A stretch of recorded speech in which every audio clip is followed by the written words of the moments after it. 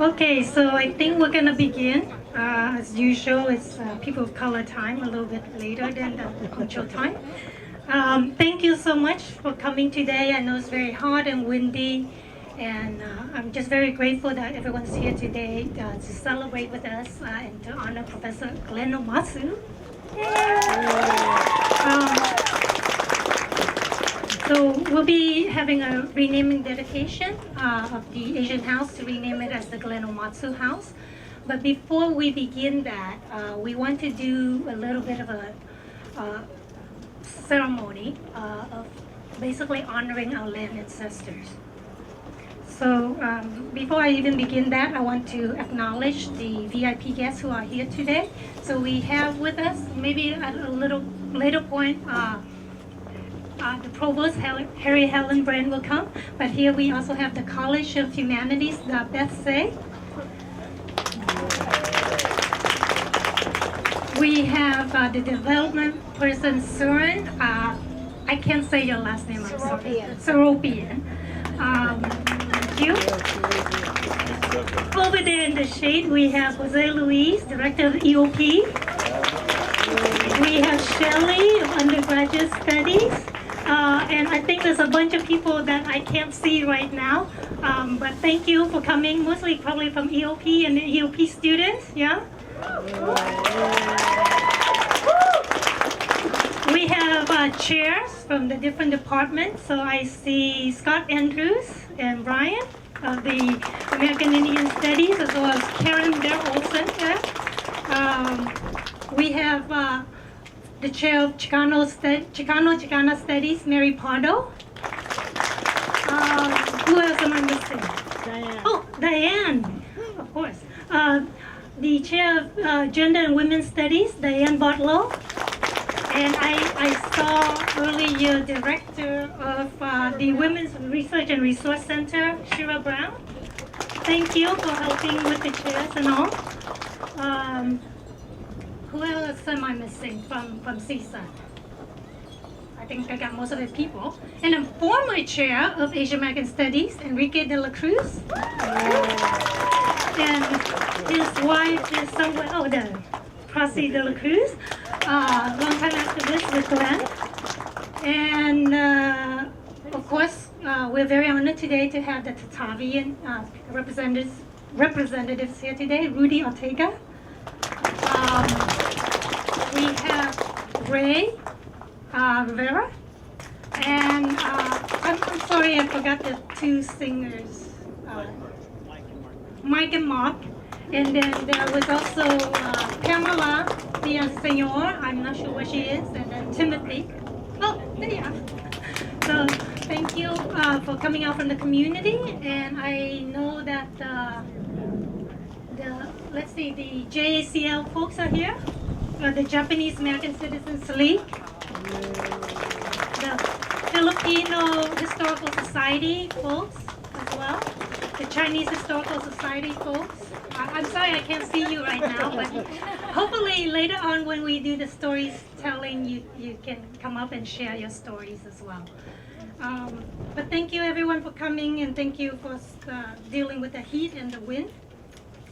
Today's program, I will begin with the introduction, and then we'll do the land ancestor ceremony. Followed by that, the provost and the dean will say a few words, and then we're going to have Professor Rashida Brown-Elise and Professor Clement Lai to introduce Glenn, and then Glenn will say a few words, and then we'll have a reception.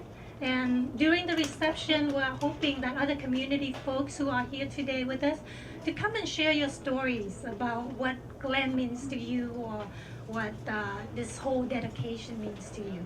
So please, you're welcome to that. Today is April 29th, 2014. It's the 22nd anniversary of the LA riot or uprising. Depending on your perspective about power privilege, you will see it as a riot or an uprising. Today is also the closing days of the U.S. war in Vietnam 39 years ago. Near the end of April is when many Vietnamese Americans are commemorating the exile and loss of home. And as we are here to dedicate a house and renaming it after Glenn, I would like to take the time and the moment and to make this a ritual or something that we have to do every time we have an event, is to honor our land ancestors. As settlers here, we owe it to at least acknowledge how this land became settlers' land and how it was taken away from the indigenous people here. So that's why we're here today to do the land ancestor ceremony. In the Vietnamese has a saying, ăn trái phải nhớ kẻ trồng cây. And what it means is when you eat a fruit, you gotta remember the gardener as well, all the conditions that help lead to this fruit being what it is. And so what we want to do today is, as we honor the land and to celebrate the house, we also want to honor the people whose land was taken away from them. And so we have a few stories today to share with you. First, I want to begin with Roy Muranaka, and his family is here today. So we'll have Professor Edith Chen to introduce him. He'll say a little bit, and then I will then introduce the Tatavian people. Thank you.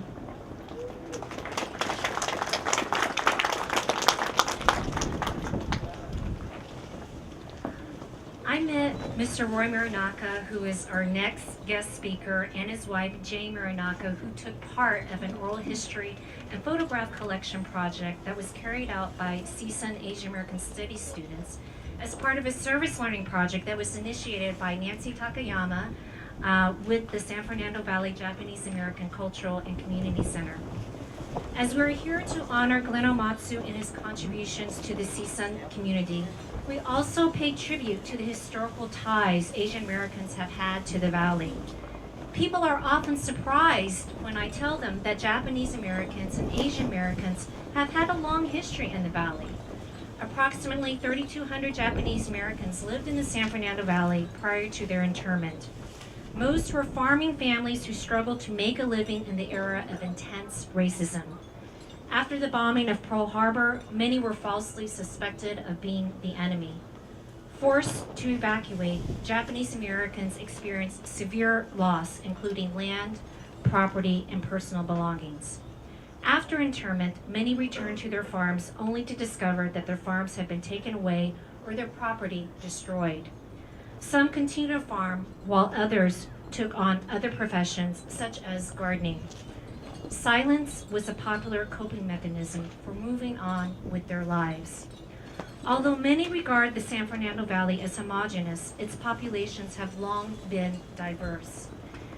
As such, Japanese Americans cross paths with other ethnicities, such as Mexican Americans and Filipino Americans, in addition to white Americans. Some Japanese Americans hired Mexican Americans or Filipino Americans as laborers on their farms. Asian American history is everywhere, although you might not know it. How many of you went to Porter Middle School? Any? I see, show of hands there. Previously to the establishment of this school, it used to be the farmland of Mr. Roy Muranaka's family before it was taken over by eminent domain. How many of you live in the CSUN College dorms or been to the Satellite Student Union? Yes. The area of Lawson and Zelza was also previously farmland of the Muranakas. We are honored today with the presence of Mr. Muranaka and his family, his daughter-in-law, his children, and his grandchildren, and as we pay tribute to the history of Japanese Americans and Asian Americans in the San Fernando Valley. Their farm, Muranaka Farms in Moore Park, is one of the few remaining independently owned Japanese American farms in the Valley. Please join me in welcoming Mr. Roy Muranaka.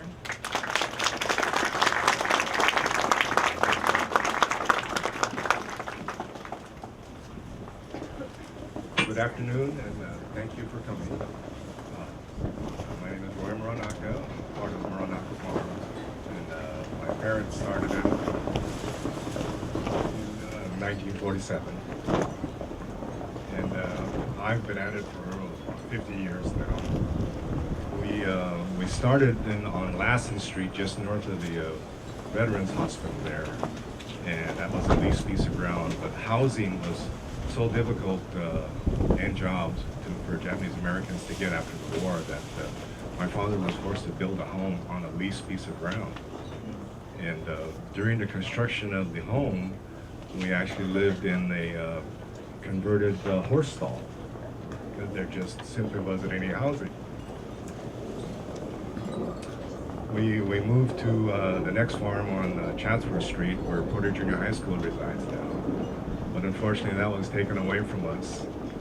And then the next farm we had was on the corner, the southwest corner of Lassen and Salza. I don't know how many people are from this area, but back in those times, this was a very, very rural area.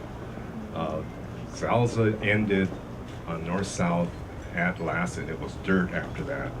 And Lassen stopped at Salza. There was no more road. Plummer Street did not exist except a dirt path.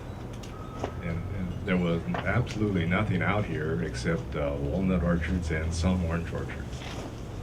I remember there was a gully in Salza property that my dad spent 4 months to fill up, and he never really got use of the ground because we sold the ground within 2 years to CSUN to develop what I think is called the North Campus, or was at the time.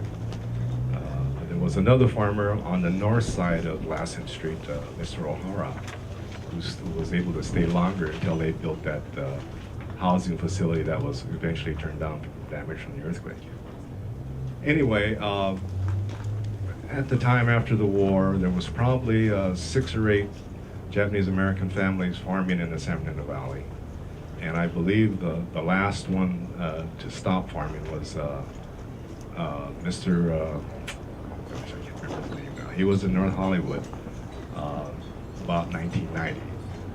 Another farmer who was farming in Northridge lost his lease, and I hired him to continue farming out in Moore Park. And that was a very important thing. Japanese style farming is different than regular farming, you might say. It's more of an attention to detail and quality.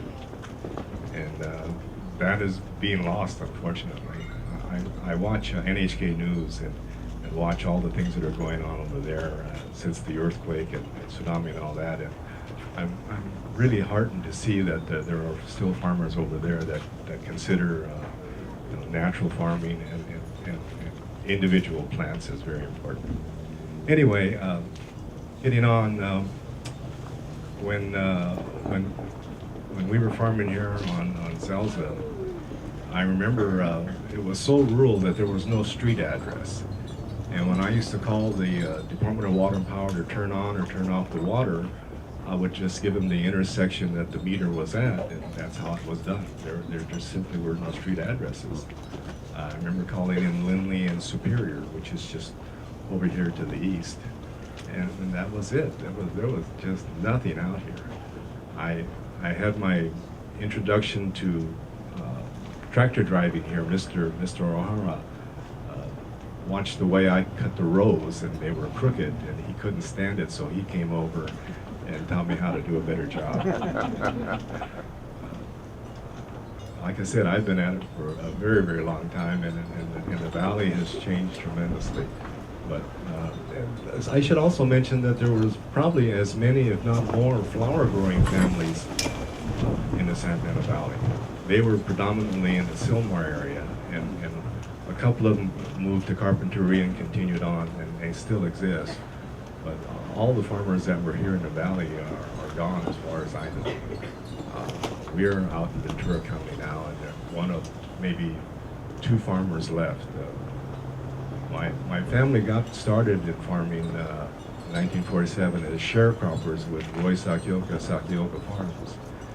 And I never thought they would stop, but when Mr. Roy Sakioka passed away, the following day they shut down the farming operation.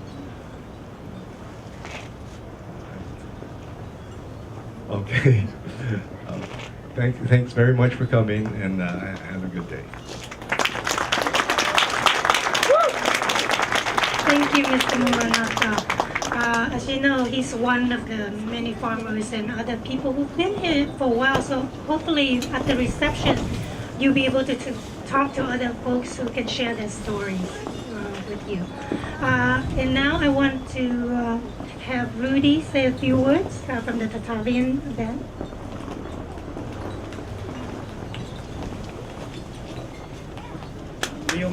Hello everyone. Thank you for inviting us out and to hear the stories of the Asians and Japanese that are in the valley as well. Our history is long into the culture of the San Fernando Valley. In fact, our families here own the Encino territory. And prior to that, we had multiple villages throughout the San Fernando Valley, into Santa Cruz Valley, and into Simi Valley as well. But the Encino territory was 4 leagues, and that was Sherman Oaks, Studio City, up in those areas. And one of our tribal families also had over where Universal Studios was. And the history is very much like that. They didn't have eminent domain. What they had was, you're Indian, you got to leave the property. And even though there was protection between the federal government, we still lost the property. We lost our Encino property to the mayor of Los Angeles when he was the first mayor of Los Angeles. He came over to pay the property taxes. Our ancestors didn't have to pay property taxes, so there was swindle out of it. So the total fee of property tax at the time was $16. So we lost 4 leagues of property, all of Encino area, all of Ventura Boulevard, which is prime real estate today, due to $16 of taxes. And then same thing what happened to Universal Studios in that area, in Studio City, was the same method. What happened is the folk came over, bought the property, surrounded the Indian people around that area, and it was squeezed out of that property area. So we have a lot of rich culture and history, and a lot of it still here and exists in San Fernando Valley, as you guys call home as well, or you guys visit CSUN and make this your university, your school for education. This has a lot of rich history throughout San Fernando that has indigenous history. Our history of the Tavian people, or other Indian people who call this area their homeland as well, the Chumash that were intermarriages into the Tavian people as well. So we still have place names that are used, such as Cahuenga, means place of the hill; Topanga, place that leads to the ocean; Tahanga, place of the old woman. All these are still words in our own tribal languages. Even Pacoima means the entrance. Paco is enter. So these are still place names, still used and vibrant in San Fernando Valley, and we're just here to do the blessing and bless the land so that this tradition and honor bring dedication of the Asian house over as well. Thank you.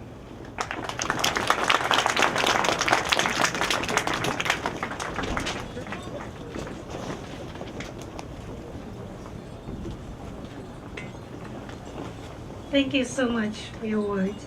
So now we're gonna have Reverend Alfred Suyuki to begin the Shinto ceremony of honoring our land ancestors. Oshin Gyoji processional to Sacred Center.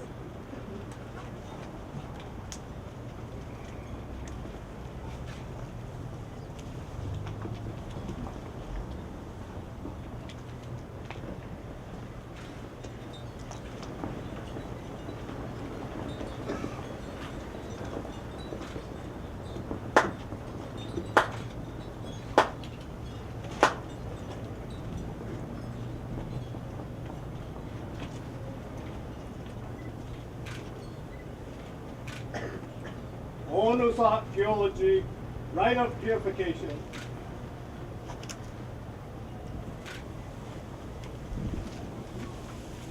Let us bow reverently, Chido Keirei. May each and every one of your diseases and discomforts, pain and suffering, and all negativities now be dispelled to the great and vast universe of the Principal Parent. Allow each and every one of us to be in the purest state of mind. Thus be blessed and purified. 本日のご来席、天地の親神様へお届け申し上げます。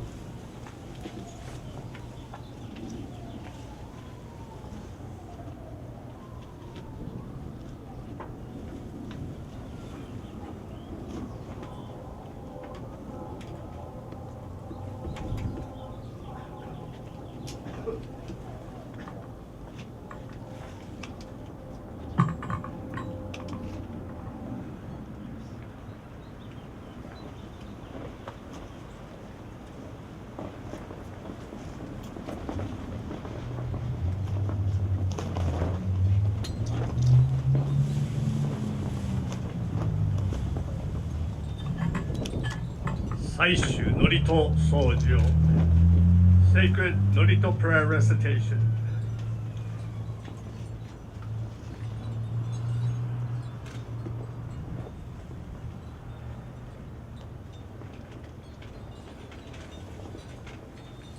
Let us all pray.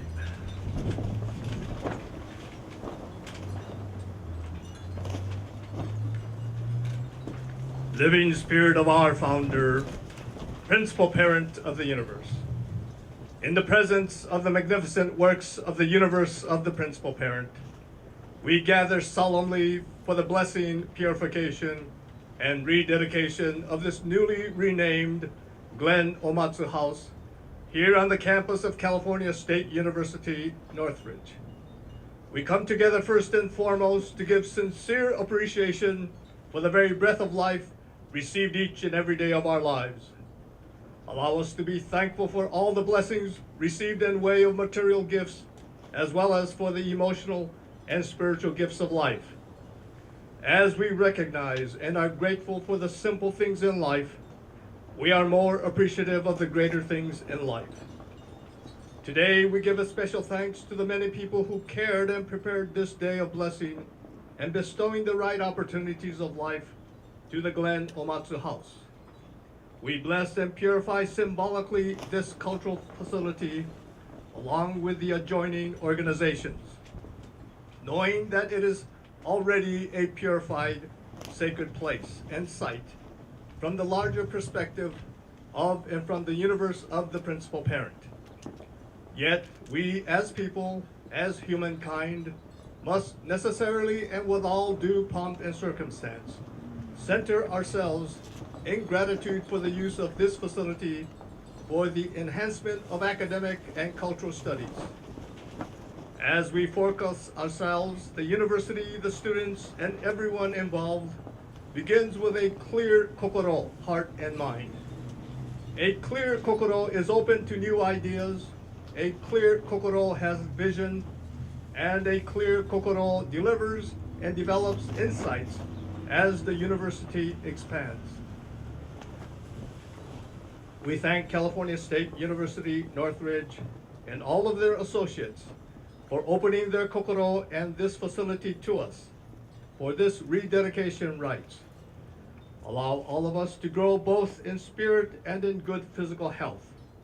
Let the Glen Omatsu House be productive in all aspects of their endeavors for many years to come.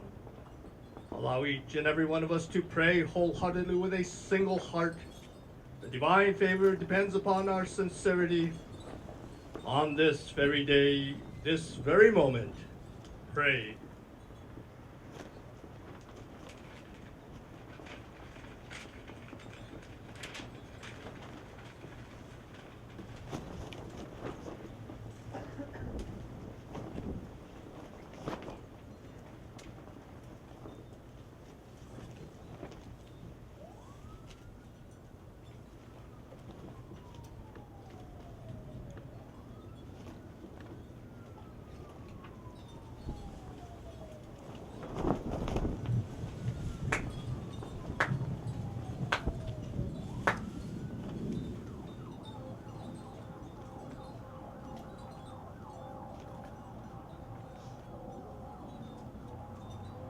Offering of the symbol of the true heart, Tamakshi, by officiant.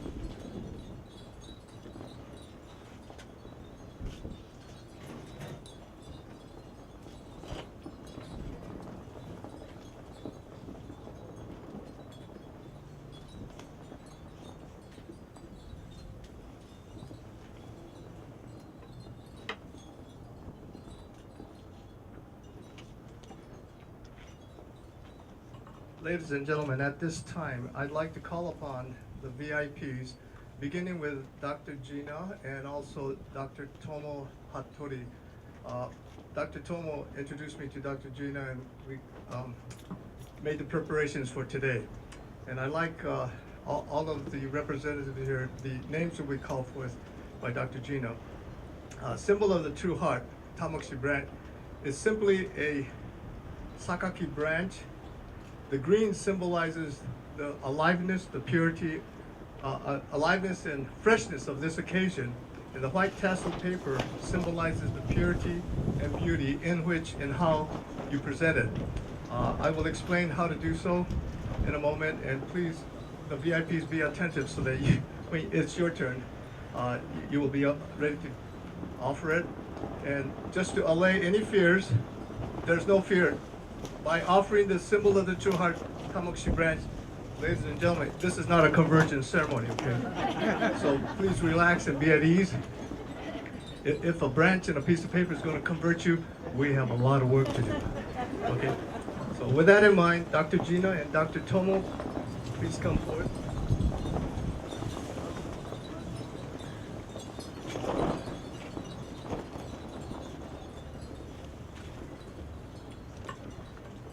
Dr. Gina and Dr. Tomo will turn the Tamoxifen branch clockwise with the stem facing the sacred center, and they will place it on the die.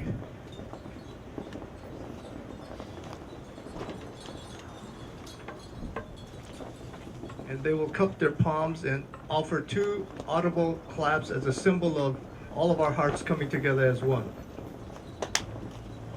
Thank you. And Dr. Gina, will you please call forth the names of the VIP at this time? Provost Helen Brand and Dean Betsy.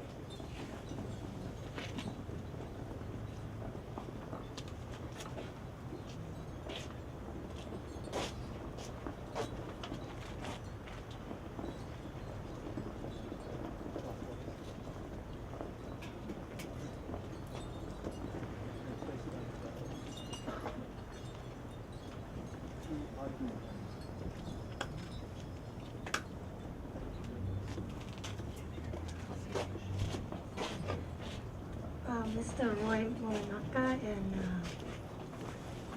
I guess Rudy.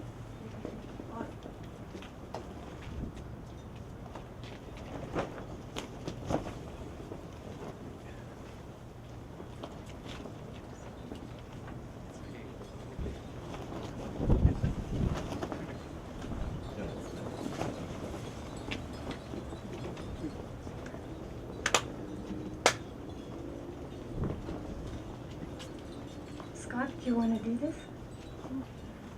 Scott and Brian?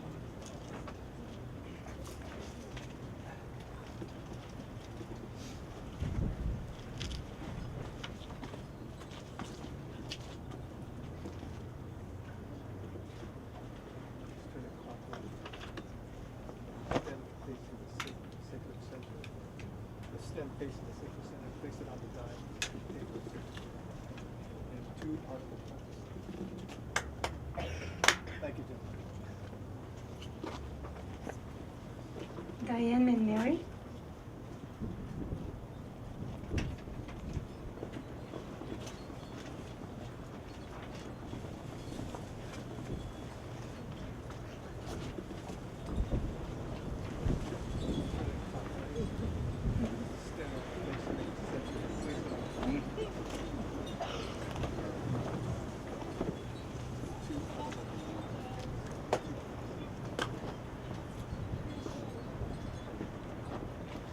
Jose, Luis, and Glenn Omatsu, of course.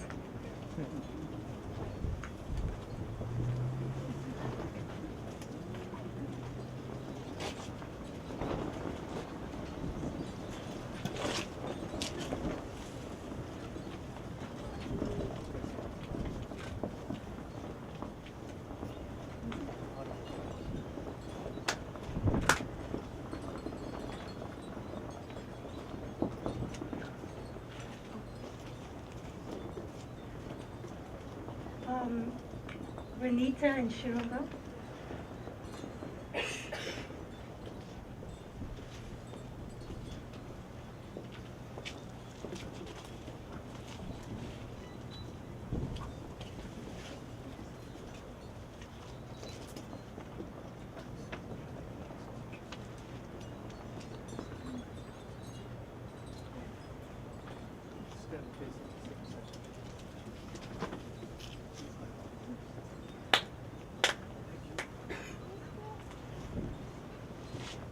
And the two students who represents all the student groups, Gregory Poncho and Charlie Kiambao.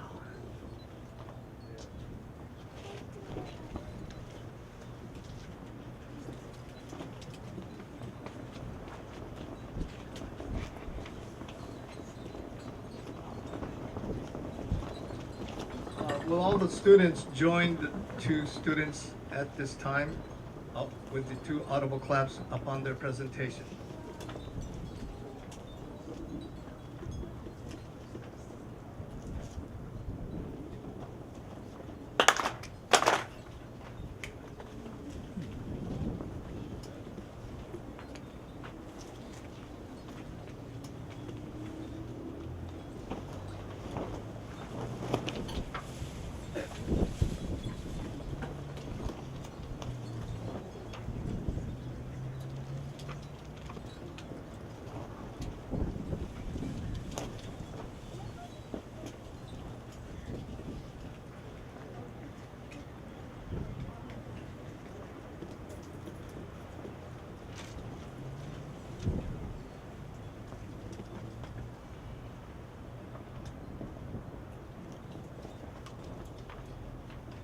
Let this Glen Omatsu house now be officially blessed and purified.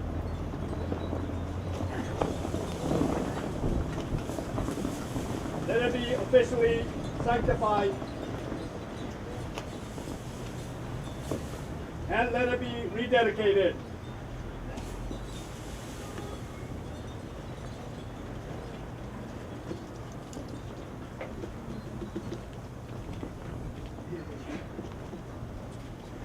Solemn acknowledgement.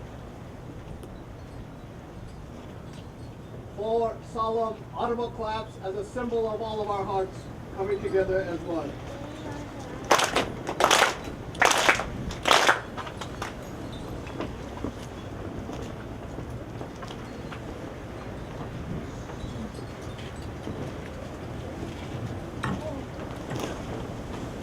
Ladies and gentlemen, thank you very much. You folks are tremendous. I've never had all of us in unison like this, which means you and I, our hearts are aligned with the universe. And when our hearts are aligned with the universe, everything goes well. When I first arrived earlier this morning, Dr. Gina and her staff was trying to put up this tent. The wind was blowing furiously. And I thought to myself, okay, universe, give me the right moment on the occasion that we are all gathered to have a good time.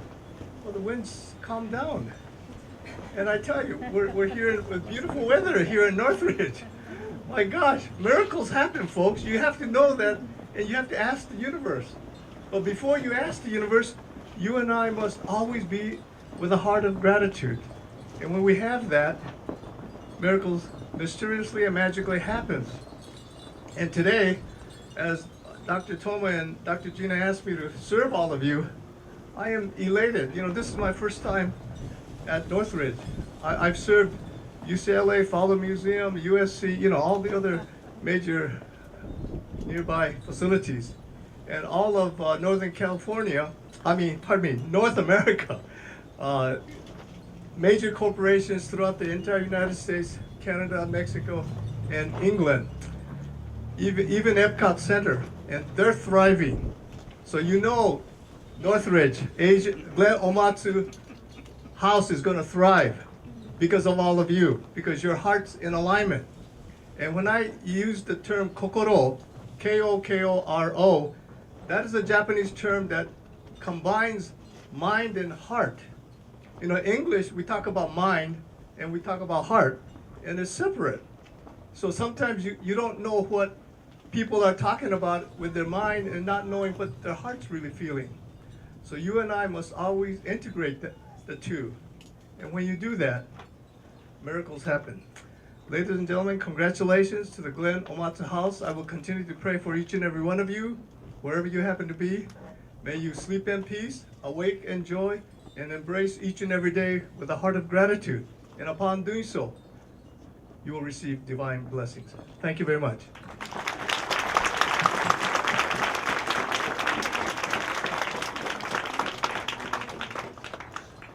Thank you, Reverend. So now the Tatavian people would like to do a song dedication.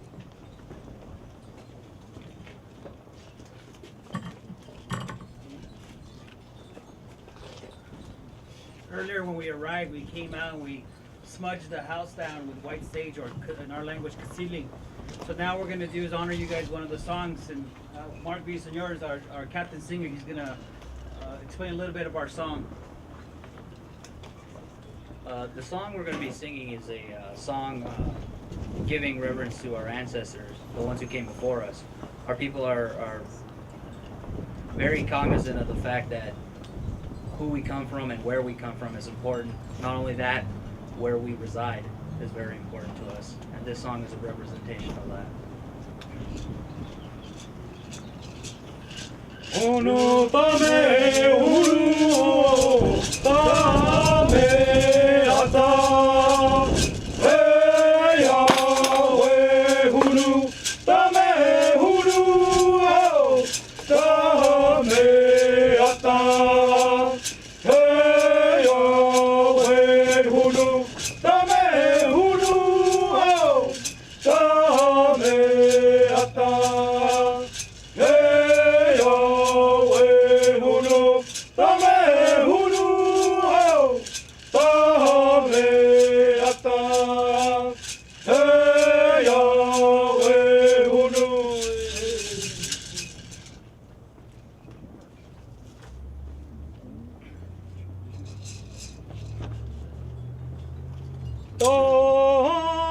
Tanahoe,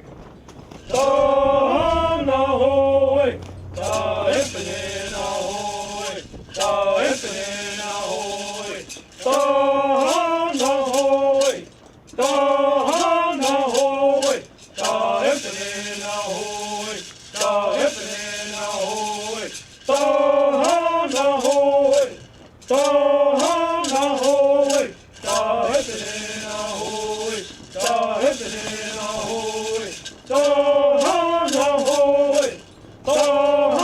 Tanahoe, Taepanahoe, Taepanahoe, Tanahoe, Tanahoe, Taepanahoe, Taepanahoe, Tanahoe, Tanahoe,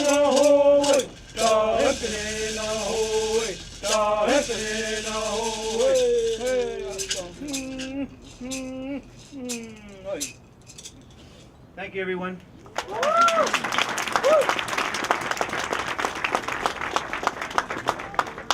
Thank you so much. And now the provost will have a few words.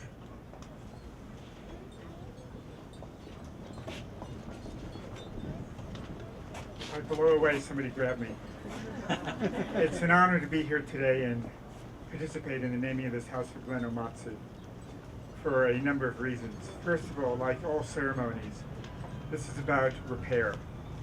It's about bringing back into unity that which has been disunified, be it with a great parent, be it the separation of people from the land, be it the separation of people from their home countries. It's about unity again. And what Glen has stood for all these years, teaching, working with students, advising, is redeeming our heritage by tilling the ground here at Northridge. And while he might not be cultivating agriculture, he's cultivating young minds and producing new generations. A great American thinker and writer and president once wrote that a house separate, this united cannot stand. And I think what we see here today, in the naming of this facility, a joint facility, we can see a house united can withstand. And it should be a lesson for us that Glen Omatsu House is about the joining of two organizations that work together. He stands for joining and bringing together advising and scholarship and teaching on campus. He stands for the unity that we aspire for, and together following in his footsteps we can redeem our past and contribute to a greater future. Glen, it's an honor to participate in this. We are all thankful for the great work that you've done, and we hope we can live up to the future that this house stands for. Thank you so much.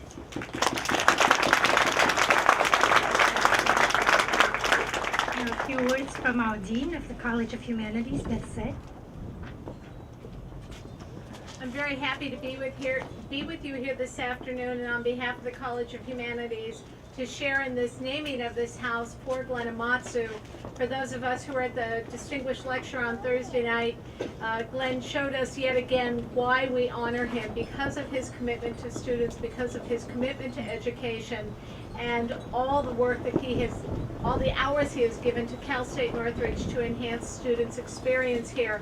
I also want to acknowledge, while we are here, that the Women's Resource and Research Center shares the space of the Glenn Omatsu House out of the generosity of the Asian American Studies Department. When the Women's Center burned down in 2007 through no fault of their own, but through a rather awful accident, the Asian American Studies Department allowed them to come in and share this space, and they have been sharing this space since then. And as the provost said, this becomes a joint endeavor committed to supporting our students across the campus. So we're glad to have you all here to celebrate this moment and to honor Glenn Omatsu, who is one of the great unifiers of this community. Thank you. And now we can have Professor Rashida Brown-Elise to talk about Professor Glenn Omatsu. Thank you. I first met Professor Glenn Omatsu in the spring of 2003 when I entered his class as a struggling sophomore here at the university.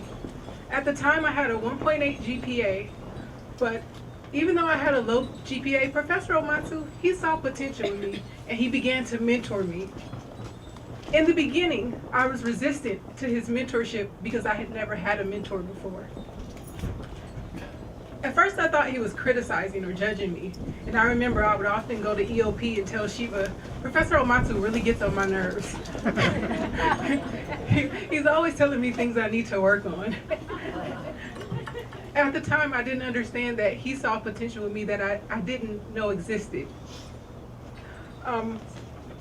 After hitting my head a few times and learning the hard way, I realized that he was really trying to help me. And after that, he couldn't get rid of me. I would go to his office. I would go to his office weekly, and I still meet with him weekly until today.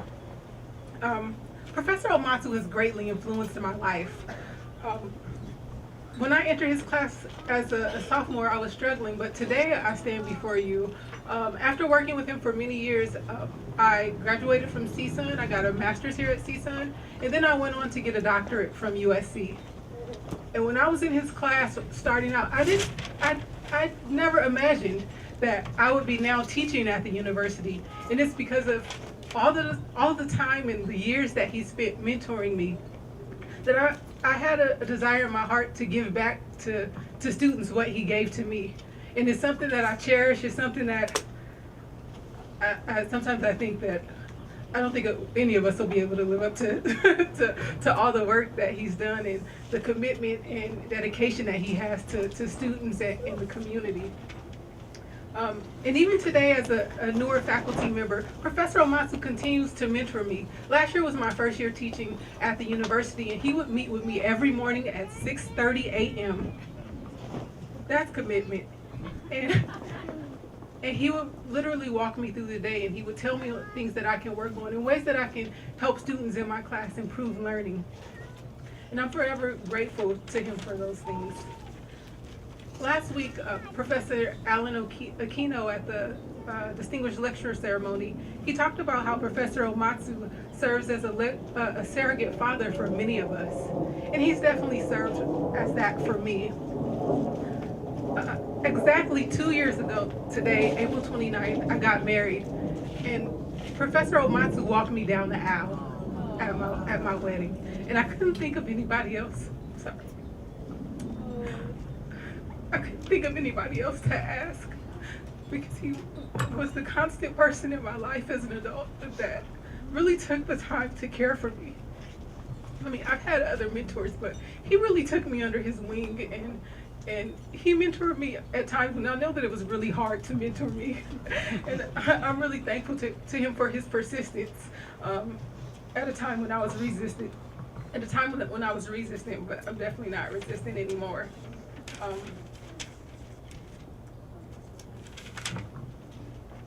Professor Omatsu helped me find my place at this institution. He gave me hope that anything is possible with hard work. He taught me to be courageous, and along the way, he helped me develop confidence. My story is only a single story. He's greatly impacted my lives and the lives of many others. I'm honored and grateful to know him and to be mentored by him. Professor Omatsu, I can never say thank you enough for everything that you've done for me and you continue to do for me and others in the community, and especially the EOP community. Even though he walked me down the aisle 2 years ago, I never gave him a picture or anything. So today, I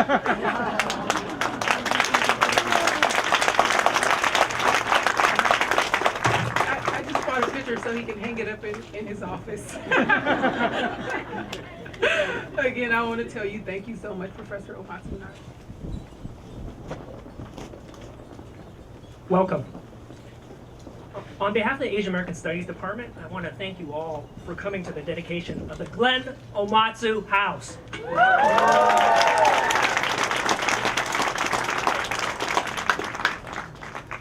That name sounds wonderful, doesn't it? So today we are gathered as a community to honor Glen Omatsu's contributions as an educator, as a scholar. That's actually how I first learned about Glen, was reading his articles on the Asian American movement, and I still assign them today. We're here to honor him as a mentor par excellence, an activist, a visionary, and frankly, a revolutionary. We are here because Glen's dedication to social justice and to anti-colonial mentoring has touched many of our lives, perhaps changing the way we think, the course of our lives, and what we want to do with them, or our determination to build social change. Thus, in myriad ways, Glen's dedication to education, and more broadly to social justice, has left a lasting impact, not just here at CSUN, in the Asian American Studies Department, in the College of Humanities, and in the EOP program, but also at PCC and UCLA, as well as in the labor movement, in international struggles against oppression, and in the Third World Liberation Movement that gave birth to Asian American Studies and to ethnic studies. I want to draw your attention to the saying that Glen wanted placed on the dedication plaque to this house. And if you have a moment, you should all take a look at it. It reads, quote, "Asian American Studies belongs to students in our communities," end quote. Asian American Studies belongs to students in our communities. This past Thursday, in a public lecture, Glen restated those words, saying that Asian American Studies and ethnic studies belongs to students in our communities.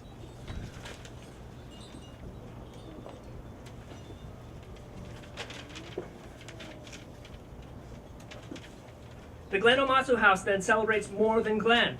Glen, in fact, would be the first person to deflect attention away from himself in this regard. He has, in his own words, approached education, community work, and movement building with militant humility and a belief in empowering those most marginalized to collectively organize for systemic change. This house then celebrates the ideals, ideologies, and politics of Asian American Studies and ethnic studies as part of a political movement, the Third World Liberation Movement. As Glen reminds us, Asian American Studies and ethnic studies were founded out of political struggle on the part of youth and community members for a community-oriented, relevant education that addressed the concerns of marginalized communities, that sought to understand the historical circumstances of the time, that critiqued power, and that equipped and empowered students and community members to collectively change the world. The professionalization of Asian American Studies as an academic discipline and the neoliberalization of the university, however, have arguably put pressure on Asian American Studies and ethnic studies' ability to fulfill this mission. These trends, among others, have therefore called the ownership of Asian American Studies and ethnic studies into question. This house and its dedication plaque then serve as a call for us to fulfill this mission, for faculty to act with militant humility and ideological clarity, as Glen would put it, while they work for and with youth and the community, and for students and community members in turn to hold faculty, and I might add educational institutions, this institution, the People's University, accountable, and to take shared ownership of the production of knowledge and the uses to which it is put. In this time of war, xenophobia, mass incarceration, cultural genocide, and premature death, this call reminds us that we have a responsibility to empower, to create bridges across generations and geography, to build movement, and to seek collective solutions to build just systemic change. Now more than ever, a community-engaged ethnic studies must play a role in linking these systemic ills and speaking the truth. In other words, don't stop. We won't stop until even the smallest injury is ended. This house, the Glen Omatsu House, honors a man, but more so it honors what he stands for. Solidarity across racial lines, questioning and subverting power, building grassroots movement, militant humility, the willingness to transform oneself, and unity. With that said, I want you all to welcome Glen Omatsu to say a few words. I ask that you greet him not with applause, but rather Asian American movement style, with the unity clap. For those of you who don't know, the unity clap originated in the United Farm Workers struggled to unionize when the UFW formed out of the largely Filipino Agricultural Workers Organizing Committee and the largely Mexican National Farm Workers Association in the 1960s. It was a way for farm laborers to express solidarity and unity across racial lines. You begin slowly and then progressively clap faster and louder. As the clapping crescendos, yell and make as much damn noise as possible. It ends with all of us yelling a Tagalog phrase meaning solidarity. I'll signal the ending to you in the following manner. Watch my hands. When I go like this, and then we'll clap together at the end, all right? So when I do so, we'll end the clap, and then we'll yell in Tagalog, Isang Baksak. Is that pretty good? Isang Baksak. Can you say that? Isang Baksak. Which expresses solidarity. So get loud. When you all clap, I want you to make some righteous noise. Bring the thunder. I want folks to hear you on the other side of campus. I want your ancestors to hear you. Bring the thunder in solidarity with the Tatavian people. Woo!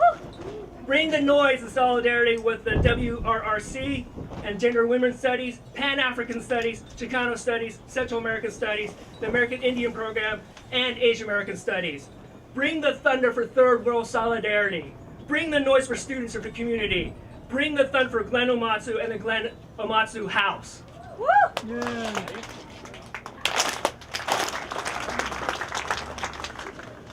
Okay, today I'm going to give the shortest speech, okay? Because I gave the longer speech on Thursday night, so today I'm just going to give a short speech. I should say that anything I say today, like on Thursday, does not reflect the programs that I work for, the Educational Opportunity Program or the Asian American Studies Department. So these are my own remarks, my own viewpoints. First of all, I want to thank everyone for coming here. I want to thank especially for the students who are here and also for the community people who are here. Because as I said on Thursday night, Asian American Studies and Ethnic Studies belongs to you. It does not belong to faculty, it does not belong to the institution, it does not belong to the university, it belongs to you, okay? And so that sets up, different kinds like roles and responsibilities that I went into on Thursday night, and I'm not going to talk about that, okay? What I will say would be the following. For students and community people, when you're around CSUN, walk around the campus and look at what the campus represents.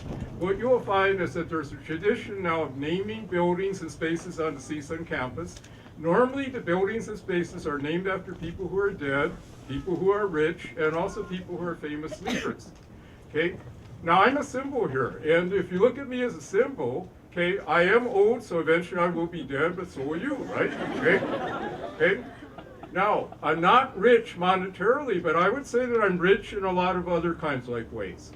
And I would say I'm not a leader. I know a lot of people think I'm a leader, but if you look at the flow chart of leadership in the university, you would never come across my name. You would never come across my name. If you look at leadership charts of all the community organizations, you would not come across my name either. So think of me as more of a non-traditional leader, okay? So when I say walk around the campus and look at the names of who the buildings are named after, start thinking in terms of like your own role in pushing for names of buildings to be named after not only people who are dead, but also people who are rich but not rich monetarily. Okay? Also think about having buildings named after people who are non-traditional leaders as well. And if you see me in a symbol in that way, I'll be very, very proud. Okay, so thank you very much for coming.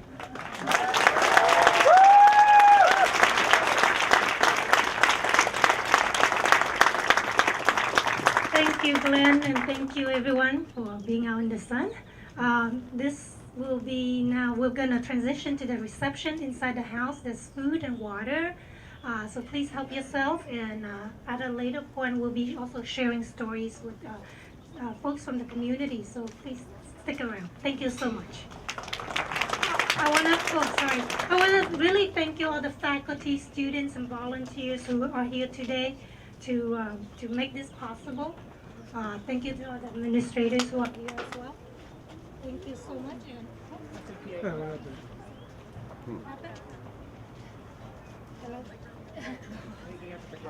Hello. And of course, thank you to the Tatavian people for being here today to bless us. Thank you so much.